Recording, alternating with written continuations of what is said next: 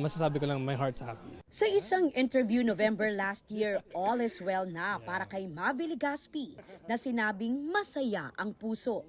Few months after niyan, naging usap-usapan recently sa katatapos lang na Sinulog Festival sa Cebu ang ilang IG snaps ni Mavi. Ang tanong ng marami, dating na nga ba sina Mavi at Ashley Ortega? Tila soft launch kasi ang ginawa ni Mavi na pag-post sa photo ni Ashley na all smile sa sinulog nitong weekend. Sa isa pang photo, makikitang nakaakbay si Mavi kay Ashley. At kasama rin nila sa picture ang kapwa sparkle artist na si Roxy Smith na kasama ang kanyang non-showbiz boyfriend.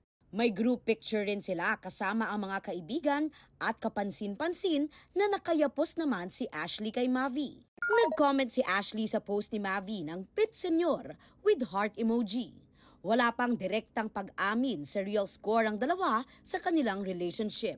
Pero sa comment section, maraming netizens and fans ang nagpaabot ng suporta kina Mavi and Ashley. Spotted na ring magkasama sila on different occasions. Noong November, magkasama rin silang nanood ng Philippine Figure Skating Championships kung saan nag-compete si Sky Chua. Pati na sa birthday party ni GMA Network Senior Vice President Attorney Annette Gozon Valdez. Sinusubukan pa naming hinga ng pahayag sina Mavi at Ashley.